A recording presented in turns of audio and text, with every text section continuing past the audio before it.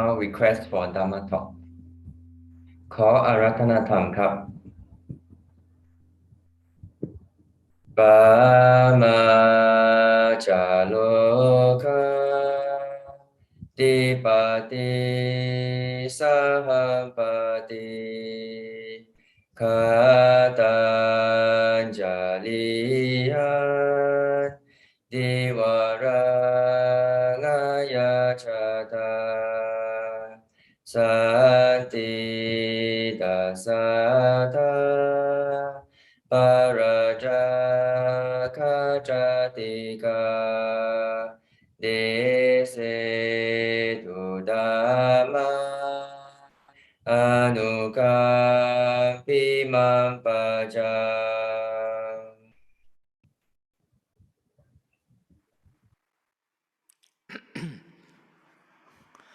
นะโมตัสสะภะคะวะโตอะระหะโตสัมมาสัมพุทธัสสะนะโมตัสสะภะคะวะโตอะระหะโตสัมมาสัมพุทธัสสะนะโมตัสสะภะคะวะโต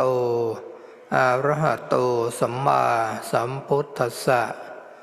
พุทธังธัมมังสังฆังนะมัสสามิอิโตปะรังสักกะจังธัมโมโสตัพโพติ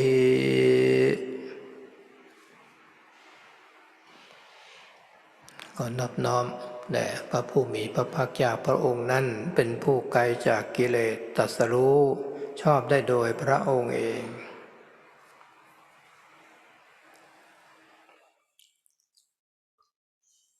เจริญพรเจริญธรรมท่านผู้มีจิตศรัทธามาเข้ากรรมฐานออนไลน์กันในปีนี้วันนี้ก็เป็นวันที่28มีนาคม2565ซึ่งเป็นวันที่3ของการจัดปฏิบัติธรรมซึ่งเราก็มีความตั้งใจเป็นช่วงเวลาที่เราจะได้ฝึกจิตของเราให้เข้มข้นขึ้นมากกว่าธรรมดาในยามปกติเราก็อาจจะได้ธรรมเช้าวัดเย็นได้สวดมนต์ได้นั่งสมาธิบ้างอาจจะวันละครึ่งชั่วโมงหรือ1 ชั่วโมงเช้าเย็นแต่เมื่อเรามาเข้าปฏิบัติธรรมออนไลน์นี้ก็จะเพิ่มความเพียรเพิ่มสติของเราให้ต่อเนื่องมากขึ้นเป็นการเรียนรู้แนวปฏิบัติที่พระเดชพระคุณหลวงปู่ชาได้เรียนรู้มาจากหลวงปู่มั่นหลวงปู่กินนรีหลวงปู่ทองรัตน์จนท่านปฏิบัติเราก็คงทราบและมีศรัทธาว่าท่านได้สำเร็จเป็นพระอรหันต์หลวงปู่มั่นหลวงปู่กินนรีหลวงปู่ทองรัตน์หลวงปู่ชาและยังมีคณาจารย์พระมหาเถระทรงคุณวุฒิทรงคุณธรรมจำนวนมากเป็นอัศจรรย์เหมือนกันมันก็ว่าถ้าสำรวจแล้วในโลกนี้มีอะไรที่สำคัญบ้างสำคัญทั้งโลกทรัพยากรธรรมชาติในหลายต่างประเทศทั่วโลกก็มีกันมากมายแต่ทรัพยากรบุคคลทรัพยากรทางธรรมะอันนี้สำคัญก็อยู่ในประเทศไทยโดยมีพระบาทสมเด็จพระมหากษัตริย์ทุกๆพระองค์ของประเทศไทยเป็นผู้ที่ทรงอุปถัมภ์พุทธศาสนาจนมาถึงพระบาทสมเด็จพระวชิรเกล้าเจ้าอยู่หัวในองค์ปัจจุบันส่งเสริมทางด้านปฏิบัติและกับปริยัติครบถ้วนรอบครอบคลุมทั้งหมดอันนี้ก็นับว่าเป็นบุญและเป็นกุศลของประชาชนคนไทยหรือชาวพุทธและก็ชาวต่างประเทศนะทั่วโลกที่มีศรัทธาเริ่มใสในพุทธศาสนาจะได้เรียนรู้ถึงหลักปฏิบัติที่แท้จริงที่ถูกต้องไม่สงสัยว่าธรรมชาติของใจเมื่อเราเกิดมาแล้วเราก็ไม่รู้เรื่องอะไรมากหรอกว่ามีพ่อเรามีแม่เรา มีพี่มีน้องนี่ตัวเราก็ต้องดิ้นรนถ้าไม่เรียนหนังสือเติบโตมาก็เป็นคนไม่มีสติปัญญาก็จะเป็นภาระของสังคมแต่ผู้ที่มีสติปัญญาทางโลกแต่ไม่ประกอบด้วยธรรมะก็ยิ่งจะมีปัญหาต่อสังคมจำนวนมากขึ้นมาได้และเมื่อเราพยายามที่จะทำอะไรเพื่อตัวเราและของเรา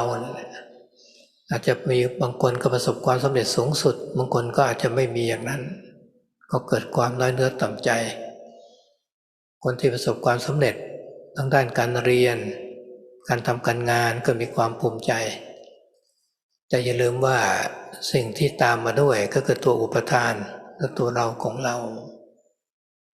ที่มีการเปรียบเทียบเสมอว่าเราดีกว่าเราเสมอกว่าและเราต่ำกว่าอันนี้ก็จะเป็นเรื่องของมานะซึ่งเป็นธรรมชาติของตัวอวิชชาก็มีด้วยกันทุกๆคนในจิตใจถึงเราจะเก่งกว่าดีกว่ามีอะไรที่มากกว่าในโลกมีลาภมียศสรรเสริญสุขแต่ก็ด้วยความหลงก็จะยึดมั่นเข้ามาก็เป็นทิฏฐิอันนี้เราก็จะมาปฏิบัติเพื่อที่เราจะได้มีความระวังบ้างฉะนั้นธรรมะก็จะเป็นเครื่องฟอกจิตใจของเราได้เป็นอย่างดีเมื่อทุกคนเกิดมาแล้วเพลิดเพลินอย่างนี้ก็ไม่ได้สนใจในธรรมะธรรมะก็คงจะมีไว้สำหรับพระภิกษุสามเณรเท่านั้นนี่เป็นความคิดในวัยเด็กๆของทุกๆคนนั่นแหละแต่เมื่อมาเจอกับอริยสัจในข้อแรกที่ว่าทุกข์อริยสัจเมื่อเกิดทุกข์แล้วคนก็จะหาทางที่จะพ้นทุกข์บางคนก็อาจจะหาทางที่ผิดไปออกนอกลู่นอกทางไปก็ยิ่งจะเพิ่มความทุกข์ขึ้นไปอีกผู้ที่ฉลาดมีบุญบารมีแล้วก็หาทางออกที่ถูกต้องเข้ามาศึกษาในธรรมะมันเช่นภาษาวกของพระสัมมาสัมพุทธเจ้าในสมัยพุทธกาลเป็นสาวกสาวิกาอุบาสกอุบาสิกาที่บางคนก็เห็นอริยสัจเห็นทุกข์แล้วก็แสวงหาทางออกจนได้บรรลุคุณธรรมเป็นพระโสดาเป็นพระสกทาคาเป็นพระอนาคาเป็นพระอรหันต์จำนวนมากบางคนก็รู้เร็วปฏิบัติก็ง่ายบางคนก็รู้เร็วเหมือนกันแต่ปฏิบัติต้องทรมานหน่อยบางคนก็ต้องทรมานแล้วก็รู้ได้ช้าก็มีนะหรือทรมานแล้วไม่รู้เลยก็มีอันนี้เป็นนิสัยหรือเป็นลักษณะของแต่ละคนมาถึงยุคในปัจจุบันนี้นะเราเห็นได้ว่าผู้ที่จะรู้เร็วก็จะหายากละที่ว่าเพียงเหมือนกับบุรุษที่ขี่ม้ายกแส้ขึ้นมาม้าเห็นเงาแส้ก็วิ่งไม่หยุดแล้วนี่เป็นอุคติตัญญูผู้รู้ที่มีความฉลาดแล้วส่วนวิปติตัญญูนั้นก็ต้องเคี่ยนสักครั้งหนึ่งลงแส้เคี่ยนม้าสักครั้งหนึ่งม้าก็วิ่งไม่ต้องทรมานมากไม่ต้องเคี่ยนมากแต่ถ้าเป็นนัยยะบุคคลนะต้องเคี่ยนไปเรื่อยๆเหมือนม้าต้องลงแส้ไปลงแส้ไป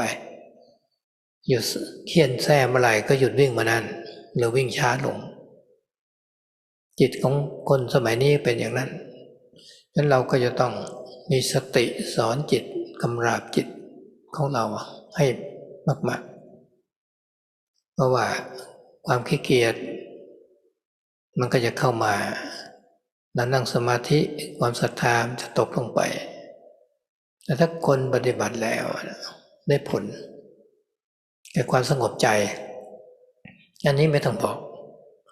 ที่อาตมาในปฏิบัติมาอยู่ในช่วงพรรษาสี่เนี่ยเกิดปิติเกิดอิ่มใจกายเบาจิตเบานะตั้งแต่ตื่นขึ้นมาจนหลับไป ถึงเวลาจิตเขาก็บอกเองเดินจงกรมนั่งสมาธิมีสติเขาจะเตือนตัวเองเราก็เป็นเพียงผู้รู้ที่ดูอยู่เมื่อก่อนนี้เราต้องสร้างขึ้นต้องเพียรต้องพยายามแต่เมื่อได้ผลแห่งการปฏิบัติขึ้นมาเขาจะเป็นเองเขาจะไม่เบื่อไม่หน่ายในการปฏิบัตินั่นจะเรียกว่าพระภิกษุสงฆ์เนี่ยองค์ใดที่ท่านมีศรัทธาเดินจงกรมนั่งสมาธิทุกวันสวดมนต์ภาวนาไม่ขาดบางองค์บางท่านก็ทำกิจสงฆ์ด้วยก็มีปฏิปทาทำความเพียรไม่ขาดท่านเป็นผู้ที่มีกำลังเมื่อก่อนอาตมาก็ได้ฟังหลวงปู่ชาพูดองค์นี้ท่านมีกำลังก็สังเกตมาดูเสมอจนถึงปัจจุบันก็เห็นเป็นอย่างนั้นนะเพราะฉะนั้นพวกญาติโยมทั้งหลายที่ถึงเวลาแล้วก็เข้ามาอบรมกรรมฐานมีความตั้งใจมุ่งมั่นที่จะฝึกจิตของเราให้มีความสงบฝึกจิตของเรานั้นให้มีสติแนบแน่นอยู่กับใจเพราะฉะนั้นเราก็จะแยกกันออกว่าตัวจิตใจเนี่ยกับตัวขันธ์ห้าเนี่ยถ้าเราไม่มีปัญญาหรือที่เรียกว่าเรามีความหลงอยู่ก็จะเข้าใจว่าเป็นสิ่งเดียวกันเป็นอันเดียวกันรูปก็คือเป็นเราเวทนาสัญญาสังขารก็เป็นเราทั้งหมดเลยเข้าใจอย่างนั้นแล้วตายแล้วก็อาจจะเป็นศูนย์ไปก็ได้ตายไปอาจจะเกิดใหม่เป็นเหมือนเดิมก็ได้ในความเห็นที่มีมาแต่ดั้งเดิมแต่พระพุทธเจ้าพระองค์ทรงมาตรัสสอนท่านพระอัญญาโกณทัญญะและกับพระปัญจวัคคีย์ทั้งห้านั่นแหละ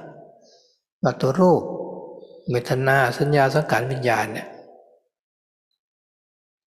อยู่ในสภาวะเกิดขึ้นตั้งอยู่แล้วก็ดับไปคือสิ่งใดมีความเกิดขึ้นสิ่งนั้นย่อมมีความดับไปเป็นธรรมดาเราจะมาดูว่าถ้าสิ่งใดที่มีความเกิดขึ้นแล้วก็ดับไปมันสูญหายไปมันจะมีตัวเราอยู่ไหมถ้าคำว่ามีตัวเราก็คือมีอัตตาอยู่ถ้าไม่มีตัวเราก็คืออนัตตาแต่ตอนนี้เราก็จะมาขโมยเอารูปเวทนาสัญญาสังขารวิญญาณเนี่ยซึ่งเป็นของธรรมชาติแท้ๆมีความเกิดขึ้นตั้งอยู่แล้วก็ดับไปแต่เราขโมยมาเป็นของเราซะแล้วเอามาเป็นตัวเราซะด้วยเมื่อขันธ์ห้า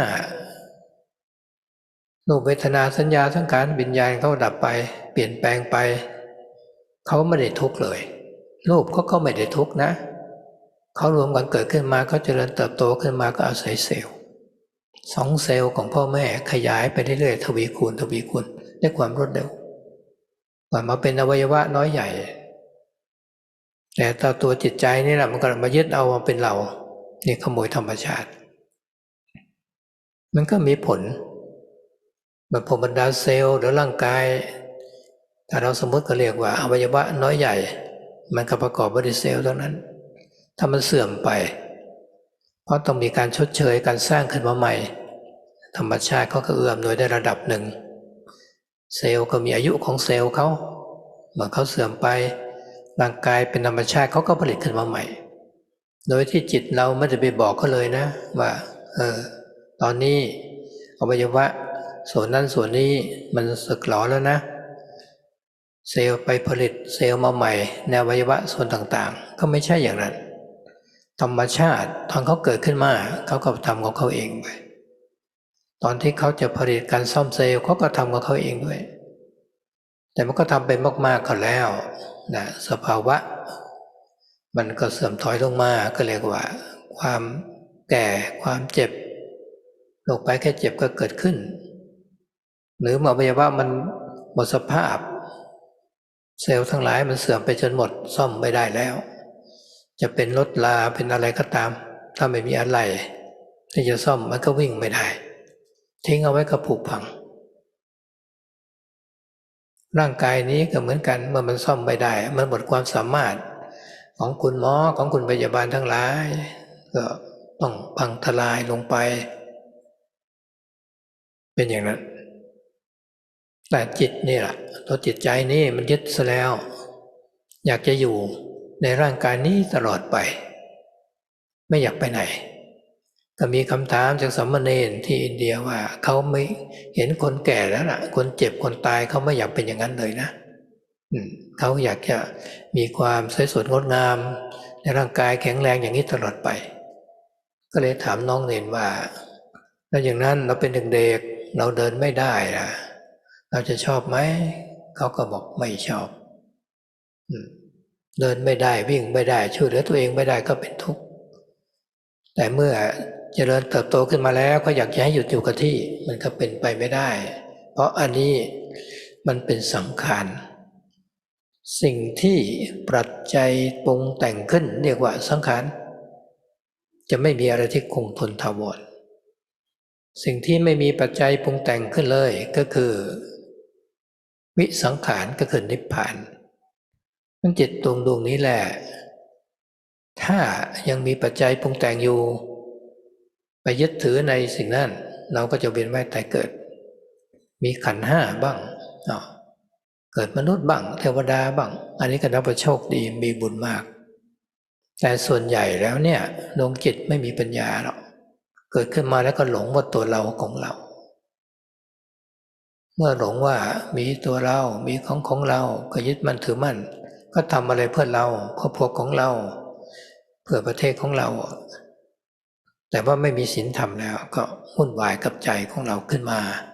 นั่นเองเกิดเป็นทุกข์ขึ้นเพราะอวิชชาตัณหาอุปาทานพระพุทธเจ้าสอนให้เรามาพิจารณามาหาความจริงในสิ่งนี้ความทุกข์จะได้น้อยลงตัวอวิชชาตัวทิฏฐิมานะต่างๆที่เรามีอยู่เราสูงกว่าก็เป็นธรรมดาหรือเราเท่ากับคนอื่นหรือเราต่ำกว่านี่เป็นธรรมดาตามวาสนาบารมีแต่เจ้าตัวความหลงในจิตของเรานี่แหละมันก็จะไปยึดจริงๆจังๆกลายเป็นมานะขึ้นมาได้เรียกว่าเป็นมานะเก้าซึ่งพระอนาคามีบุคคลก็จะละมานะเก้านี้ได้เด็ดขาดสู่พระอรหันต์เป็นสังโยชน์เบื้องสูงสังโยชน์เบื้องต่ำก็ตัวสักยทิฏฐิวิจิกิจฉาศิลปตปรมาสนั่นนะเป็นเบื้องต้นเลยนะที่เราจะต้องฝ่าด่านนี้ให้ได้มันเป็นสิ่งที่ร้อยลัดจิตใจเรามานับภพนับชาติไปทั่วละเครื่องสังโยชน์ได้มี10ประการแต่ตัวสำคัญกับ3ตัวนี้ที่สำคัญว่านี่คือตัวเราของเราเนี่ยรูปนามเป็นเราเราจะมาเปลี่ยนความเห็นให้ได้ว่ารูปนามไม่ใช่เราตรงนี้ก็คือเป็นบันไดขั้นแรกที่สำคัญในการเห็นธรรมะตัววิจิกิจฉาศิลปตปรมาสมันก็จะรวมกันอยู่นี่แหละถ้าเราตั้งมั่นอยู่ในศีลพยายามเจริญสติสมาธิแนบแน่นตั้งมั่นดีฝึกพิจารณาในก้อนกายนี้ให้เห็นชัดๆเมื่อเห็นชัดจริงๆแล้วก็จะปล่อยวางใจจะบริสุทธิ์เหมือนกับพระจันทร์ข้างขึ้นไปประมาณ4 ค่ำถ้าเป็นพระสกทาคามีขึ้นไปประมาณ8 ค่ำพระอนาคามีก็12 ค่ำพระอรหันต์ก็จะสว่างเต็มดวงก็คือ15 ค่ำแต่ว่าถ้าเราไม่ภาวนานะใจดวงเราเนี่ยก็จะมีสิ่งที่คลุมจิตใจไว้ก็เรียกว่านิวรณ์นั่นเองจะเป็นกามฉันทะพยาบาททินมิทะอุทธัจจะกุกุจจะวิจิกิจฉามันก็คุมมันเป็นสีดำคุมใจเราไว้ใจเราก็เลยมองไม่เห็นไม่สงบก็วุ่นวายถ้าเป็นตรงนี้เราต้องมีศีลนะถึงจะมีความโลภมีความโกรธมีความหลงแต่เราไม่ทำคือศีลท่านเปรียบเทียบอุปมาอุปไมยเหมือนกับเสืออยู่ในกรงมันจะมีกำลังมีเรี่ยวแรงเราไม่ให้อาหารมันก็หมดกำลังไปเมื่อกิเลสมันดิ้นรนเหมือนเสือร้ายอยู่ในใจแต่เราไม่ทำสิไม่ทำก็จะมีกำลังไหมล่ะมันก็จะไม่มีกำลังอ่อนแรงไปเราควบคุมได้ด้วยศีลเมื่อเราควบคุมกายว วาจาด้วยความชำนิชำนาญดีแล้วนะควบคุมใจไม่ทำละอันนี้ก็มีอานิสงส์เกิดความร่มเย็นเกิดความสงบเราอยู่กันมากๆก็สงบเรามีทองคำสัก10 กิโลลืมเอาไว้ในคนที่มีศีลเขาไม่มีใครต้องการเห็นว่าศีลนี้มีราคามากกว่าทองคำกิโลละ2 ล้านกว่า10 กิโล20 ล้านวางไว้แต่วันนี้ฉันได้สมาทานศีลแล้วมีคนลืมทองคำเอาไว้จำนวน20 ล้าน100 ล้านมันก็เป็นของไม่มีค่าไม่ใช่ของเราสำหรับคนมีศีลถ้าคนเจ้าของเขาไม่ได้ก็เป็นทุกข์เพราะฉะนั้นเรามีเมตตากรุณาแล้วก็ไม่ต้องการทรัพย์ของคนอื่นมาเป็นของเราแล้วก็ไม่ต้องการจะเบียดเบียนชีวิตสัตว์แม้แต่เล็กน้อยเราก็ไม่ทำลายชีวิตไม่ทำร้ายจิตใจของคนอื่นไม่ทำร้ายความรักของคนอื่นเขาไม่ไปขโมยความรักของคนอื่นก็มีความสัตย์ซื่อมีความจริงใจต่อกันทั้งกายทั้งวาจาแล้วสติปัญญาเราก็ถึงพร้อมไม่ทำให้มันมัวเมาไม่ทำให้สติปัญญาเรามันเสื่อมถอยไป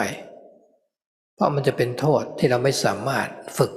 สติสมาธิได้อันนี้เห็นใช่ไหมว่าศีลเนี่ยเป็นโภคทรัพย์อริยทรัพย์มีคุณค่ามากทีเดียวหาประมาณไม่ได้นะครูบาอาจารย์บางทีท่านก็ตัดพูดว่ามีญาติโยมทั้งหลายมากราบท่านนะหลวงปู่ขาวท่านบอกว่าอันนี้เขาหอมทวนลมแล้วเขามาตามกลิ่นของศีลท่านว่าอย่างนั้นนะหลวงปู่ขาวว่าทำของเพลศีลของกลิ่นของศีลนี่หอมทวนลมเราเห็นได้ว่าดอกไม้ก็ตามที่มีกลิ่นหอมทั้งหลายก็หอมสู้ศีลไม่ได้เพราะว่ากลิ่นของดอกไม้ที่หอมนั้นไม่สามารถหอมทวนลมได้เพราะฉะนั้นเมื่อพวกเรามาปฏิบัติได้สมาทานทั้งศีล 5นับว่าเป็นอริยทรัพย์อันประเสริฐเป็นบันไดข้อสำคัญที่เราจะฝึกสติทำสมาธิสมบูรณ์เป็นแนวทางเดียวที่จะได้รู้ธรรมเห็นธรรมพระสัมมาสัมพุทธเจ้าพระองค์ก็ตรัสสอนท่านสุภัททปริภาชกว่ารอยเท้าในอากาศไม่มีเป็นคำพูดที่คมมากปัญญาไม่มีใครเสมอเหมือนพระองค์แล้วเราก็รู้อยู่แล้วอากาศมีแต่นกบินไปบินมาแล้วสมัยนี้ก็มียวดยานบินได้แต่ไม่มีรอยเลยบินแล้วกันใช่ไหมไม่เหมือนกับว่ารอยเท้าหรือรอยต่างๆในพื้นดินพื้นทรายในอากาศนี้ไม่สามารถทำรอยไว้ได้ถ้ารอยเท้าอากาศไม่มีฉันใดก็ตามอริยมรรคมีองค์8ถ้าบุคคลที่จะได้มรรคผลนิพพานไม่มีนอกจากอริยมรรคมีองค์8ต้องอยู่ในศีลสมาธิปัญญาเท่านั้นเมื่อคืนก็มีคำถามมาจากพวกเราที่ปฏิบัติธรรมออนไลน์นั่นแหละว่าศีลนี่เป็นของสำคัญใช่ไหมที่จะนำไปสู่ความพ้นทุกข์ตัดวัฏสงสารนะบอกใช่ศีลสมาธิและกับปัญญานี่เป็นญาณที่สำคัญมากเป็นอริยญาณอริยมรรคญาณผู้ที่ปฏิบัติไปแล้วสามารถเห็นธรรมออกจากโลกได้ว่าอยู่เหนือโลกเมื่อเรามาเป็นนักปฏิบัติเนี่ยเราก็อยากจะทราบเหมือนกันมันอยู่เหนือโลกเป็นอย่างไรพระโสดาบันเป็นอย่างไรในเบื้องต้นอยากจะทราบมากอยากจะรู้อยากจะเห็นแต่ความอยากนี่แหละมันก็เป็นเครื่องกังวลกวายใจอีกเหมือนกันเพียงแต่ระวังความอยากเอาไว้ก่อนแล้วเราก็ปฏิบัติในศีลสติสมาธิปัญญานี่แหละหรืออยู่ในศีลสมาธิปัญญารวมกันเข้ามาเนี่ยนะปฏิบัติตามนี้เถอะเราทุ่มเทไหมล่ะเราเรียนกันมาหลายปีกว่าเราจะสำเร็จแล้วเราก็ทำงานอีกก็ไม่ใช่ง่ายแล้วเราอาจจะต้องทำอะไรที่มีความรู้พิเศษในที่รับเกียรติยศสูงๆกันไปอีกก็ต้องใช้ความเพียรพยายามทั้งนั้นการปฏิบัติเราก็ต้องทำอย่างนั้นนะไม่ใช่ง่ายๆว่าเราทำไปชั่วประเดี๋ยวประดาวแล้วเราจะเข้าใจในธรรมะแต่ว่าเป็นสิ่งที่อัศจรรย์ว่าธรรมะนี้มีอยู่แล้วไม่ใช่ว่าเราต้องไปหา ธรรมะนี่เปิดเผยอยู่แล้วรูปเวทนาสัญญาสังขารวิญญาณก็เปิดเผยความเป็นอนิจจังทุกขังอนัตตาอยู่แล้วธรรมชาติเป็นอย่างนี้แต่ทำไมเราไม่เห็นล่ะก็เหมือนกับคนตาบอดสีมีไหมวัตถุสิ่งของต่างๆก็มีแสงก็มีนะสีก็มีแต่คนตาบอดก็มองไม่เห็นแต่ถ้าเขาไปรักษาไปเปลี่ยนเลนส์ตาไปทำจอประสาทตาอะไรให้มันดีขึ้นมาแล้วเขาสามารถมองเห็นได้ความเสื่อมของจอประสาทตาหรือว่าเลนส์ตาแก้วตาหรือปัญหาทางโลกตาก็ไม่สามารถที่จะรับรู้สีทั้งหลายหรือแสงทั้งหลายที่จะเข้ามาสู่ตาได้แต่สิ่งทั้งหลายก็มีอยู่เมื่อรักษาตาให้ดีแล้วก็เห็นมันธรรมชาติเขาเปิดเผยอยู่แล้วความเป็นอนิจจังทุกขังอนัตตาพระพุทธเจ้าท่านพระองค์ตรัสว่าพระองค์จะมาตรัสรู้ก็ตามหรือไม่มาก็ตามธรรมธาตุใดในกรณีนั้นอันเป็นตถาตาคือการอาศัยกันแล้วเกิดขึ้นน่ะมันมีอยู่แล้วนะเพราะฉะนั้นเราต้องทำจิตของเราให้ตื่นรู้ขึ้นมาเหมือนรักษาตาให้มันดีก็จะมองเห็นอันนี้ก็จะเป็นตาในตาในเนี่ยแม้คนตานอกตาข้างนอกมองไม่เห็นแต่ตาในสว่างไสวก็สามารถบรรลุเป็นพระอริยบุคคลได้โดยการที่มีจิตเป็นสมาธิแล้วก็พิจารณากายนี้เห็นเป็นอนิจจังทุกขังอนัตตาก็จะเห็นธรรมได้ตาข้างนอกก็เห็นแต่วัตถุสิ่งของทั้งหลายซึ่งเราก็เห็นกันมามากเห็นแล้วก็มีความยินดีเห็นแล้วก็มีความยินไล่ผู้ที่มีสติปัญญาดีก็สามารถสร้างปัญญาขึ้นมาแล้วเอาชนะเอาวิชาขึ้นมาได้แม้ไม่มากเพราะฉะนั้นความมุ่งหวังของเราจะต้องเอาของหนักในเบื้องต้นคือความเห็นผิดเปลี่ยนเป็นความเห็นที่ถูกต้องให้ได้ทำลายตัวความหลงที่ว่าเป็นเรานี่แหละของเราให้ได้เราถึงจะเห็นตนที่แท้จริงเห็นตนที่เรายึดถือว่าเป็นตัวเป็นตนเนี่ยแสดงว่าเรามีความหลงในตนนี้แต่ถ้าเราเห็นตนนี้ที่แท้จริงเห็นว่าตนนั้นน่ะมันไม่มีมันไม่เที่ยงเป็นทุกข์เป็นอนัตตาเหมือนท่านพระอัญญาโกฏัญญะและพระปัญจวัคคีย์ท่านเห็นอย่างนี้ท่านก็เลยเห็นธรรมเพราะฉะนั้นพวกเราก็มีโอกาสที่ดีว่าจะต้องเห็นธรรมได้เพราะอวิชชามันก็มีทุกคนแต่มรรคผลนี้มันก็เกิดขึ้นได้ถ้าเราเดินอยู่ในศีลสมาธิแล้วก็ปัญญาขอให้เราเพียรหรือว่าตั้งใจให้มากทำให้มากเกินให้มากก็เป็นโอกาสที่ดีว่าในช่วงเข้ากรรมฐานเนี่ยเราจะได้เรียนรู้จิตของเราเป็นยังไงให้จิตของเรามันแยกกับขันธ์ห้าให้ได้ให้เห็นขันธ์ห้าว่าขันธ์ห้านี้มันไม่ใช่เราไม่มีในเรานะเราเองไม่ใช่ขันธ์ห้านี้และขันธ์ห้านี้ก็ไม่ใช่เราด้วยมันเป็นอะไรมันเป็นธาตุธรรมชาติมันเป็นธรรมะอย่างหนึ่ง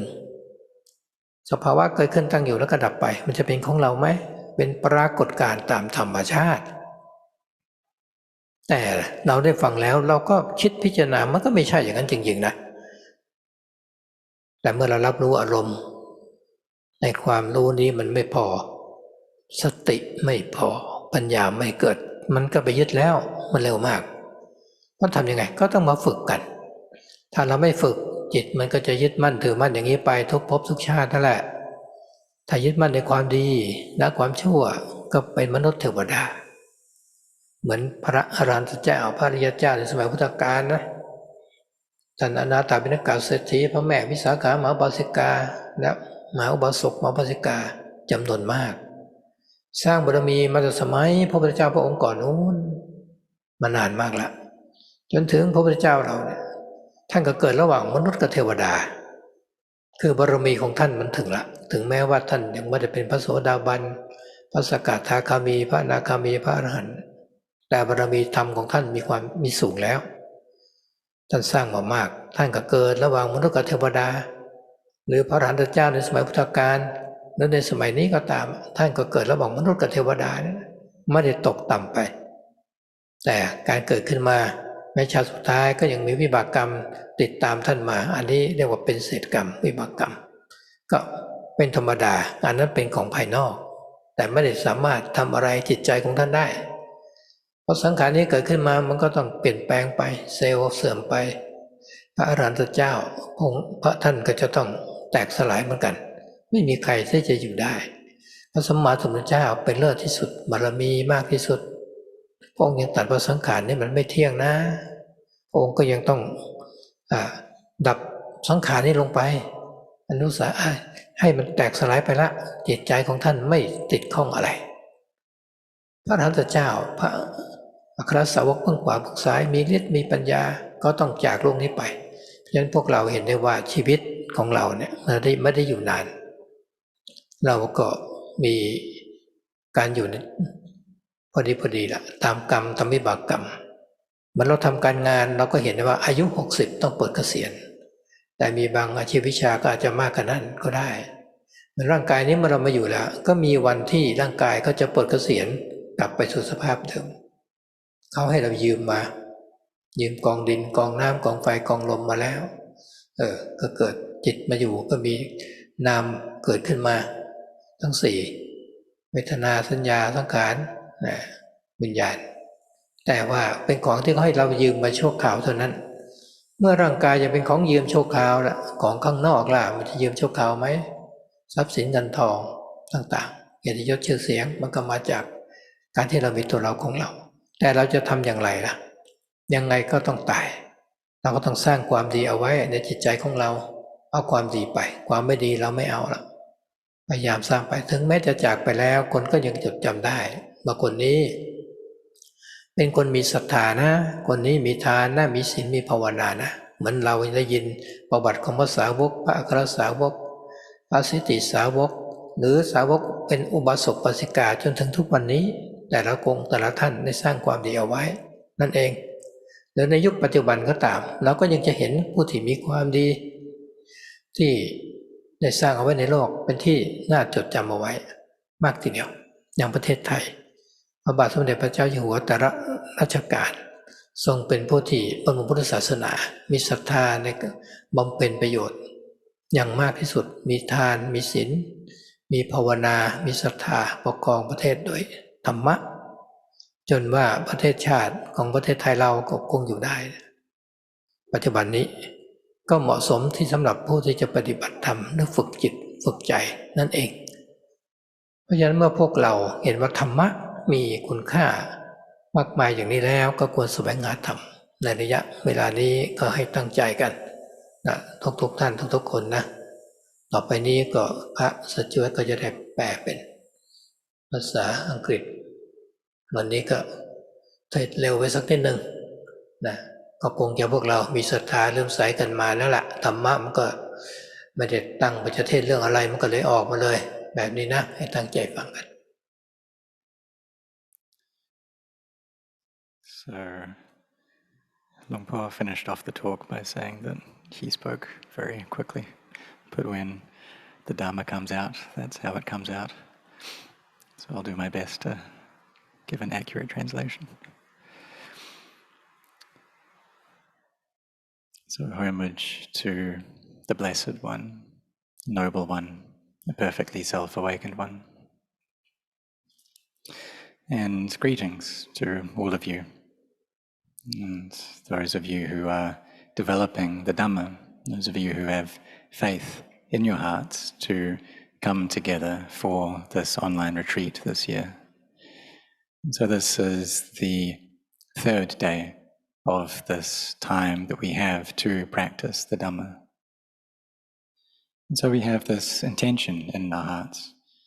that this is the time to train our minds. And during this retreat time, it's a bit more kind of intense than how we normally train ourselves. Normally, perhaps we do the morning chanting, the evening chanting, a bit of meditation, maybe half an hour or an hour of sitting.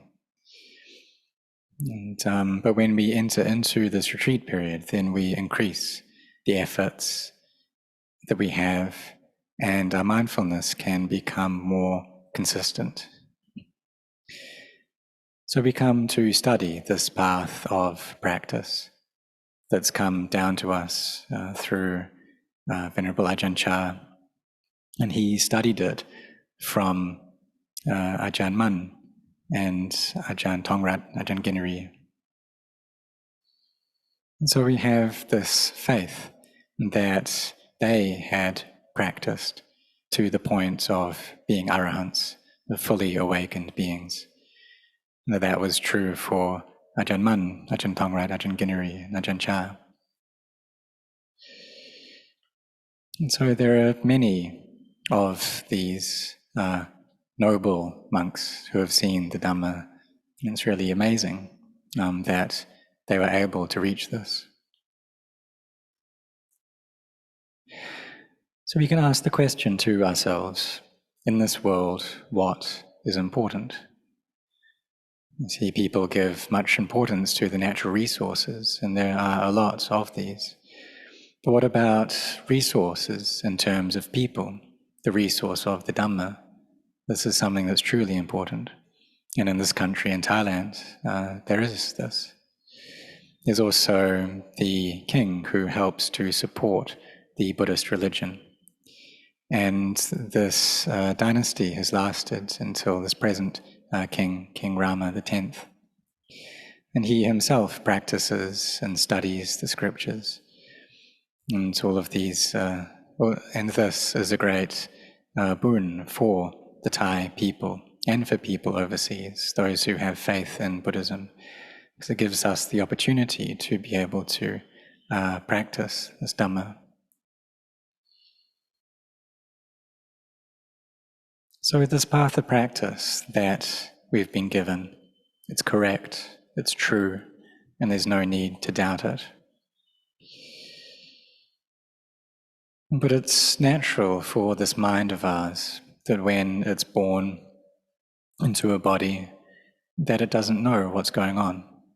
It sees that I have a mother, a father, brothers, sisters, that I have a self. And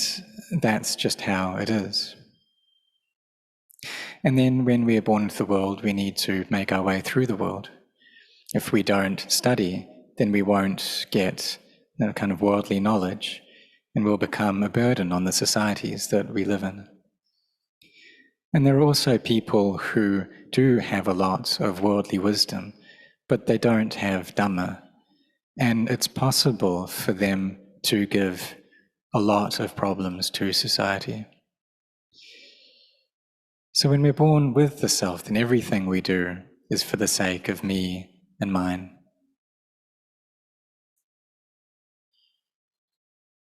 That we study, we go to work, we have our efforts in that. And we're able to succeed to one degree or another. And those who gain success, they feel pride in that success. But we shouldn't forget that even though we may gain these things, even though we may succeed, that if there's ignorance there, then we'll attach to that as being me, as being mine. And then this conceit comes up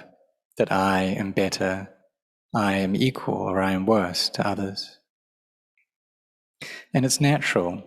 with the mind that's affected by ignorance to be that way, because this ignorance is there in the hearts of all people. And so if we are better, then we attach to that. If we gain a lot of things, if we gain praise or status or pleasure, then delusion makes us attach to that, and this conceit arises. So we need to come to practice the Dhamma, because this Dhamma is a great means to purify our hearts. And those people who are distracted, entertained by the things of the world, they don't have an interest in the Dhamma.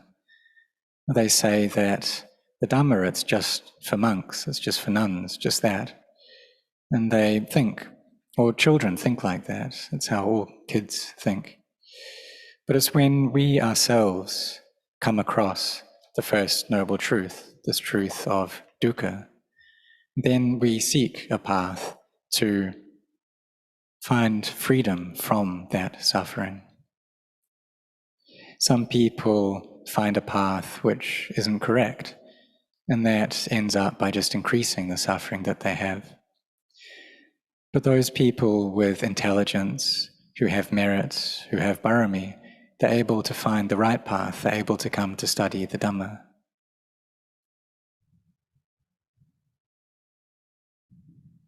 So it's like many people during the time of the Buddha.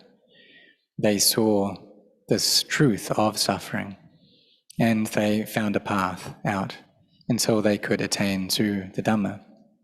attain to Sotapanna, stream entry, or Sakadagami, Anagami, Arahantship, this full awakening. There were many who were able to do this. Some people could know and gain insight very quickly, and the practice was smooth. Some people could gain this quick knowledge, but the practice was a lot of suffering. And there were also those for whom the practice was very tough and it was slow as well. There were also those for whom the practice was tough and they didn't gain knowledge. And so it depends upon what each individual has accumulated from the past. In this present day and age, those people who are able to gain quick knowledge are hard to find. And so it's like a horse, those who gain this quick knowledge. It's like a horse that all it has to do is see the shadow of the whip and it starts galloping. So people with intelligence are like that.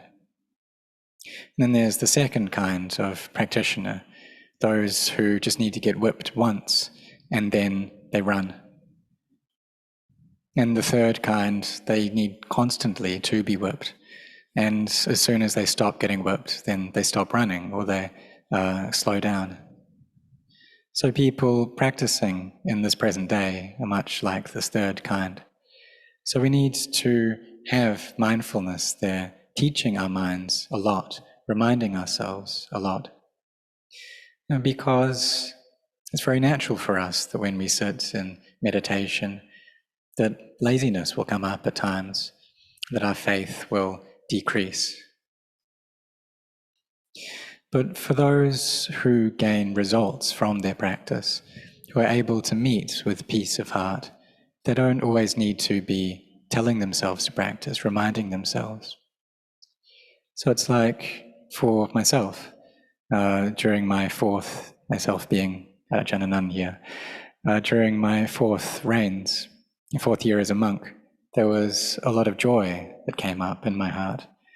The heart felt very full, the body and the mind were light. And when it came time to practice, then that would just happen. And the mind wouldn't have to force, it wouldn't have to make or even give instructions. It would just walk in meditation, sit in meditation. Mindfulness would bring up this reminder all by itself. But before we get to this point, we need to put in effort. We need to really try.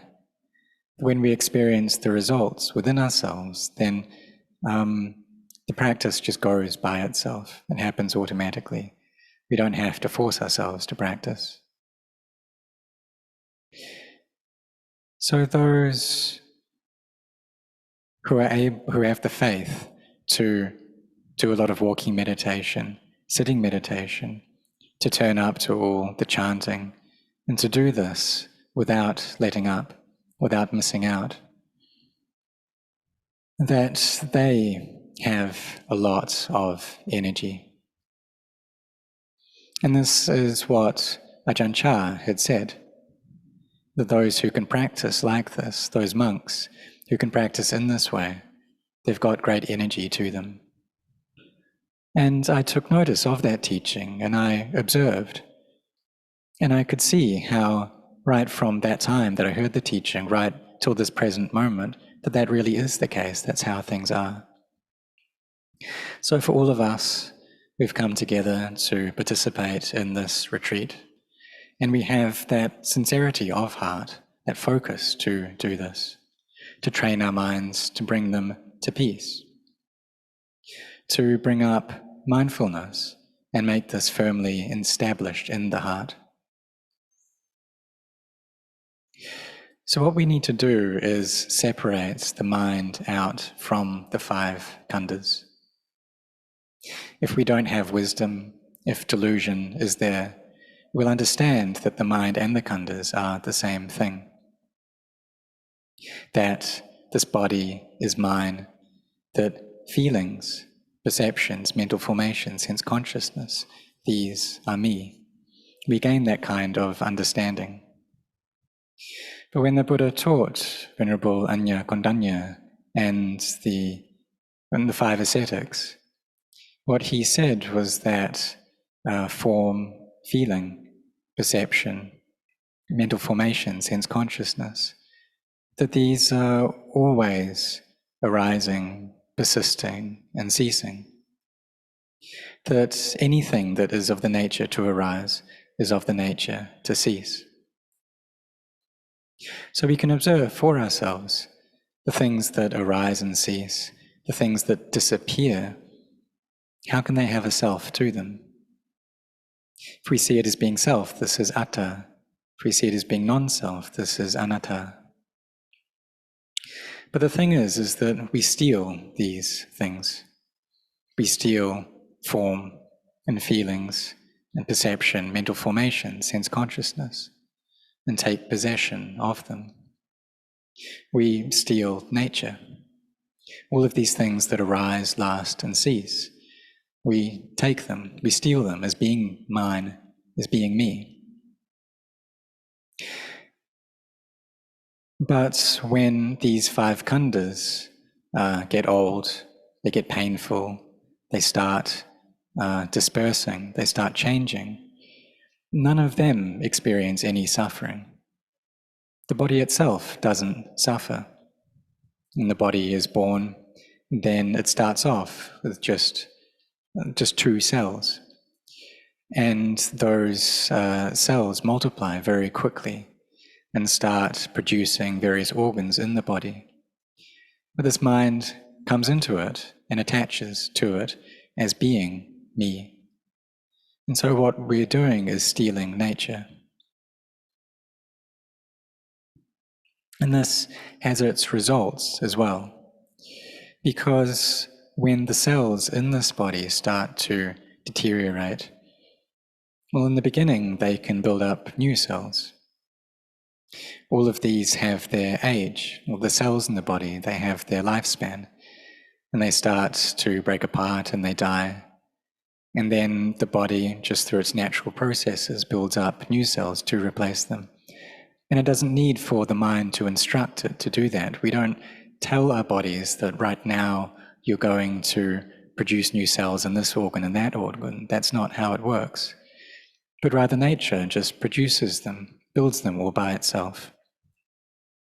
But as this process carries on, this body lasts, and deterioration takes place. Then old age sets in, and the body becomes more painful. And the organs start to deteriorate in their condition. The cells aren't able to repair themselves in time. So it's like a car that's breaking down. And if we don't have parts to replace the ones that are broken, then the car just can't go. And we have to just throw it away. So the body is just like that. When it gets to a state where we're not able to repair it anymore, the doctors can't help us, then it needs to break. And that's just how it is. But this mind attaches to it. It wants for this body to last forever. It doesn't want to go. So there was a novice from India who saw old age, sickness, and death. And he said, I don't want for that to happen to me. I want for this body to be strong and beautiful forever. And so I asked him, well, what was it like when you were a child? And if you had to stay in that state forever, being that state of not being able to help yourself, not being able to walk or move about, would you want that? It'd be a lot of suffering.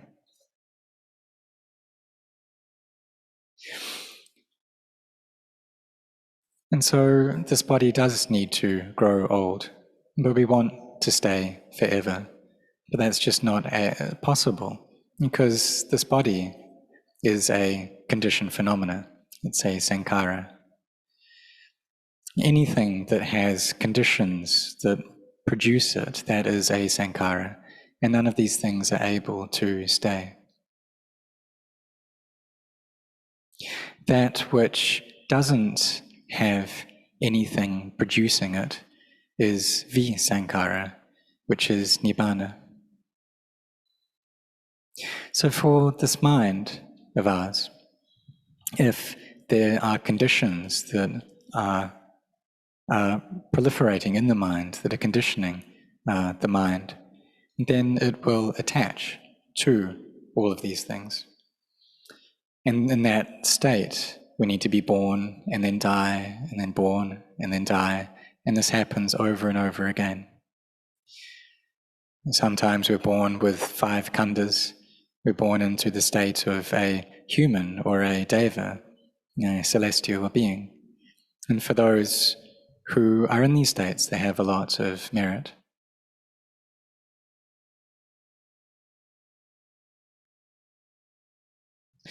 But there's still attachment that comes up. And as soon as we're born, that we cling. And when we do something, it's for me or for my family, for my country. But if we proceed in that way, without virtue, without morality, then we can produce a lot of confusion and chaos within ourselves and within the world, produce a lot of suffering. Because there is this ignorance, clinging and craving there. So the Buddha taught us to contemplate, to find the truth of these things, and to know the truth. And through that, the suffering we experience gets less and less. When there's ignorance there, it's normal for there to be conceit as well. It's normal to see ourselves as being better or equal or worse to others.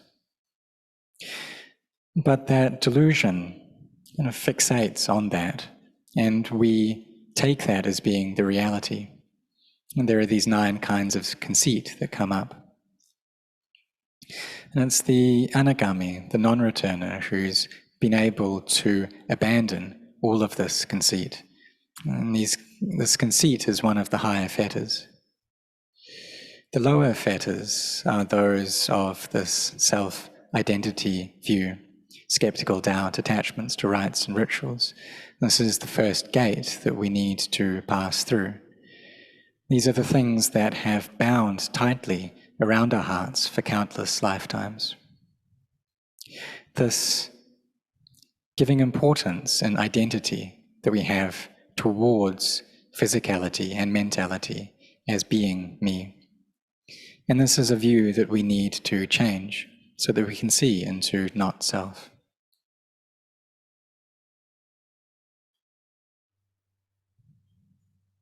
So when we can, this is an important stage of the practice, because by passing through this first gate, by getting rid of this self-identity view, attachments to rites and rituals, skeptical doubt,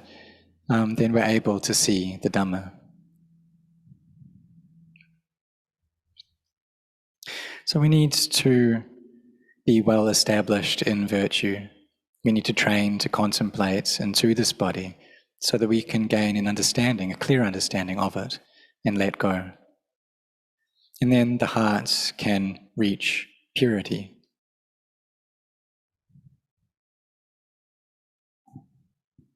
So these stages of purity, that the mind steadily becomes more and more pure. So if we reach the first level of awakening, then it's like the moon on the 4th day of the lunar month. And then the second level of awakening of Sakatagami, it's like on the 8th night of the lunar month. And then non-returner, it's like the heart becomes the moon on the 12th night, and then full awakening, arahantship, and the heart becomes like the full moon on the 15th night.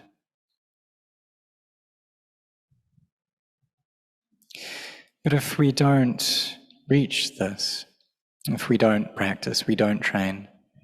then there'll always be things that are covering over our hearts. There are these 5 hindrances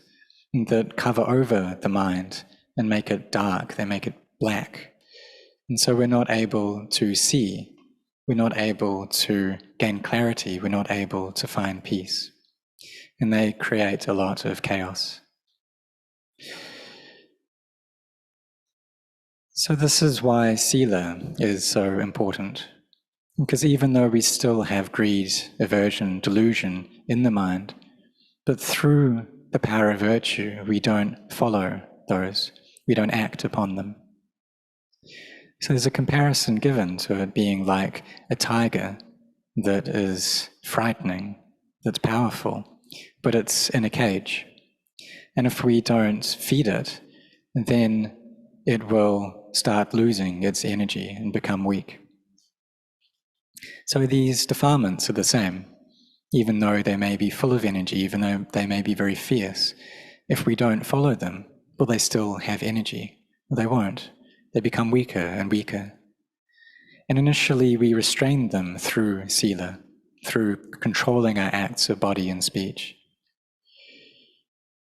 And when we're skilled in that, then we won't allow our minds to act upon those defilements.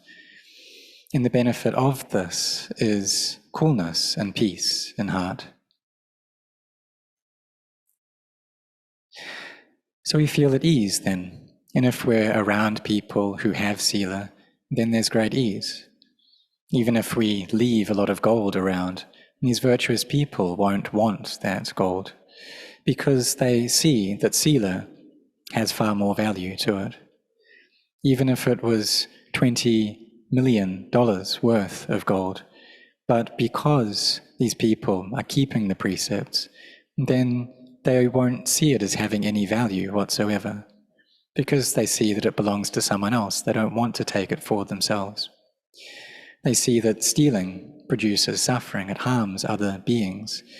And so, because of the kindness and compassion that they have, they don't want to take the possession of others. They don't want to harm any being, no matter how small it may be. They don't want to cause any damage or pain to the hearts of others. There's no wish, or they won't take the loved ones of others.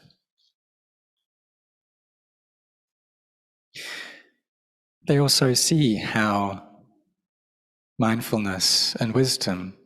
are very important, and so they won't get drunk. They won't allow their mindfulness and wisdom to decrease.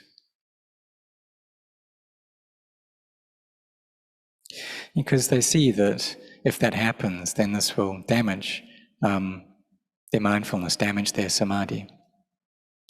They see that sila, this virtue, is a noble wealth that has immense value,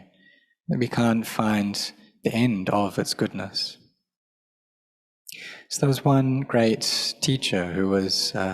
teaching Dhamma to his lay disciples, Ajahn Kao, and he said that sila, it's like,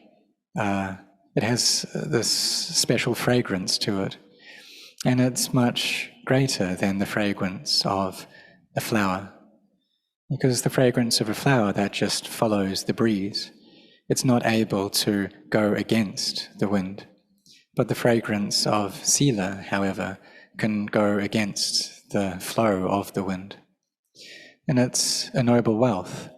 It's a ladder that takes us up to mindfulness and samadhi.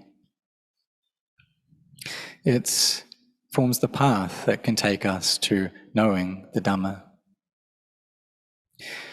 So our Buddha, the fully self-awakened Buddha, he once taught a wanderer called Subhata, and he said that there are no footsteps. There is no tracks in the air. And he adds a lot of wisdom, very sharp wisdom. You couldn't find anyone who could compare to his wisdom. So we see that even though there are beings that cross through the air, there are birds, and nowadays we have planes, but they don't leave any footprints behind, they don't leave any tracks. It's not like the earth, that there can be footprints. In the air, these don't exist. And so too, just as there are no footprints in the sky, that there are no beings who are able to attain to Margapala Nibbana, to the paths, the fruitions, and Nibbana outside of the Noble Eightfold Path. That no one's able to get to awakening without Sila, Samadhi, and Panya. That we need this to awaken. And it's only that will allow us to awaken. And so there was one person who asked, well, Sila, can that take one to freedom from suffering? Can that cut down the cycle of samsara? And this whole path of Sila, Samadhi, and Panya is able to do that. It's a very significant vehicle. It's a noble vehicle. That when people follow this, when they practice, then this takes them above the world. So for us as practitioners, we want to know what's that like? What's being above the world like? What's it like to be a Sotapanna? We want to know this. But this desire to know can make the mind unsettled and at ease. And so it's something that we need to put down for now and just come to practice and come to develop this path of Sila, Samadhi, and Panya, to really be firm on this. So for us, we've come together for this retreat. We're practicing, following these teachings. And we need to put our efforts into this as well. Because we see how when we studied at school, it took many, many years for us to succeed at that. And then we go to work and it's not easy to gain success in our work. And then we maybe even specialize in our occupations and study to a higher degree. And all of this requires a lot of effort, and the practice is no different. It's not easy. It's not like if we're lazy, we're going to be able to gain an understanding of the Dhamma. It's something that we need to practice. But this Dhamma is amazing. It's something that is always here. It's always open and revealed. It's not something that we need to bring into being. It's like anicca, dukkha, anatta, this nature of instability or impermanence and stress and not self. It's already revealed that this is the way that nature is. So why is it that we don't see that? It's like we're blind. And for a blind person, well, the colors in the world are there. All these material objects, they're still there. Light is there. But it's just because that person is blind that they can't see any of these things. But if they get their eyes looked after, and they cure them of whatever's wrong, then they'll be able to see all these things. And perhaps their retinas aren't working well, and so they're not able to come to know these colors and these forms. But when they get that cured, then they're able to see them. And so it's the same with anicca, dukkha, anatta, that it's always revealed, it's always here. And the Buddha said that whether a Tathagata awakens in this world or not, the nature of things is to be this way. And how it's conditions that give rise to things, but that's just how it is. So therefore we need to bring our hearts to awakening.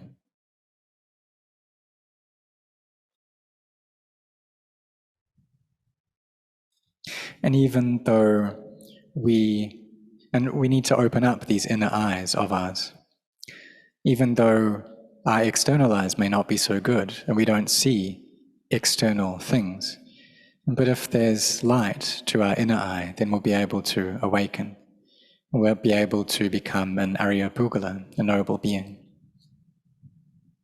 So we should contemplate these bodies, seeing them as being anicca, dukkha, anatta, gaining understanding into the Dhamma. Because we've seen so many external things already, and those just pull the mind into liking and disliking. But for the people who have strong mindfulness and wisdom, they're able to win out over ignorance. So therefore, we need to put in our effort. And through this effort, we'll be able to change these wrong views that we have. We'll be able to destroy delusion. Be able to see into the nature of self. Because if we see the self and we attach to that as being me, as being mine, then that is seeing it through delusion. That's delusion into the self. But if we see the self and we see that there's no true self there within it, if we see it as being something that's inconstant, stressful, and not self, that's when we see the true self. So that's how Venerable Anya Kondanya saw things, and he awakened to the Dhamma through that. So for us, we have this good opportunity now to gain insight into the Dhamma.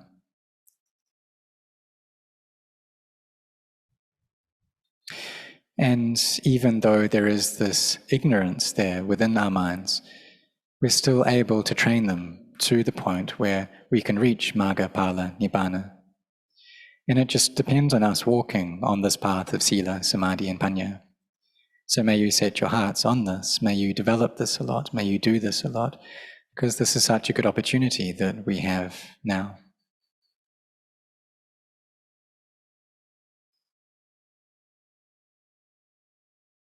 So we should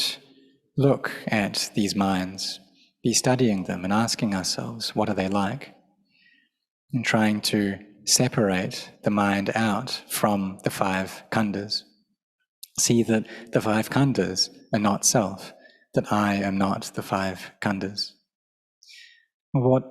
are they then? What are they like? They're just nature. These bodies are just natural elements. These five khandhas are just one kind of Dhamma that arises, persists, and ceases. And is there any me within that? They just follow nature. And so we hear that, and we may think about it, we may ponder it, and we may think to ourselves, well, that's really how it is. But when we receive a sense impression, and our understanding isn't enough, our mindfulness is insufficient, and wisdom doesn't arise, then we immediately cling to them. So then what do? We need to train. Because if we don't train, then the mind will always be clinging. It will always be deluded for countless lifetimes. So initially we habitually cling, but we cling to the goodness and building up goodness. And through that, we cycle between the states of a human and a deva. It's like the disciples of the Buddha during his time, these monastic disciples, or Anandapindika or Lady Visakha. There were many, many who were in this situation that they had built up a lot of barami from being close to previous Buddhas. And so they just went between these states of being a deva and a human because they had that barami there to do it. And even though they hadn't reached any state of awakening, their minds were on a high level, just going between a human and a deva. So that's how it was for these awakened beings during the time of the Buddha. And that's how it is now for people with a lot of barami during this time as well. that they can either be born as devas or humans, that their minds don't fall down.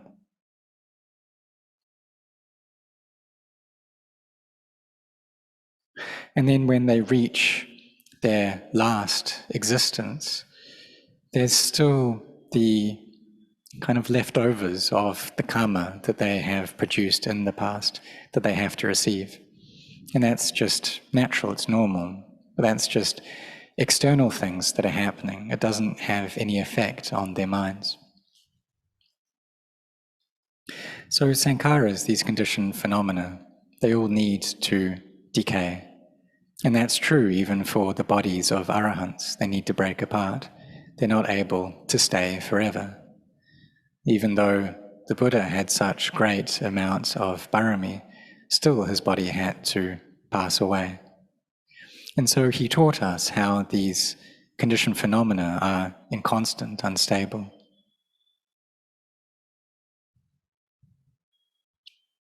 Even the great arahants who had such immense wisdom and psychic powers, they still needed to be separated from this world.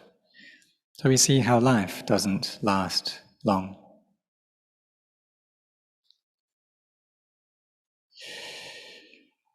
For many occupations, there's the retirement age of 60, and these bodies too have their retirement age as well. And after that, they need to give these elements back. And these four elements we just borrow from the world.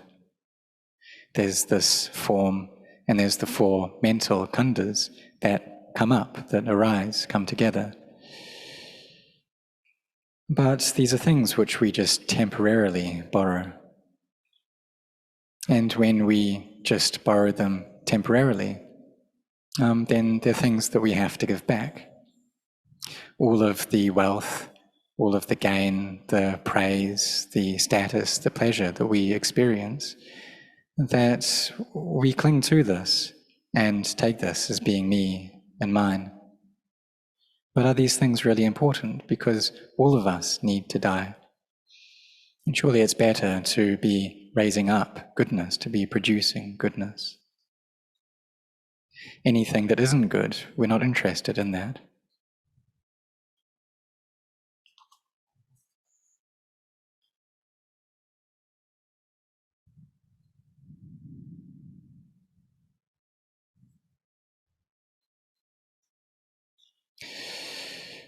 So those beings, those people who have used their time well in this world, who have built up a lot of goodness, and even when they pass away, their name remains and people remember them. It's like the Savakas, the awakened disciples of the Buddha during his time, and the noble beings during our present day, that they've built up so much goodness, had such a good effect on the world, and so people remember them. And like in Thailand, each king of this dynasty, that they have helped to support the Buddhist religion, and this has brought such great goodness. They have generosity and virtue, meditation, they've got faith to support the Dhamma so that it can stay, so that it's been able to survive on to this present day. And so people are able to still practice it now. So we see that the Dhamma has such great value. It's more valuable than anything else. And it's something that we should try to seek out, to really set our hearts on practicing the Dhamma, on gaining the Dhamma. So may you be intent on that.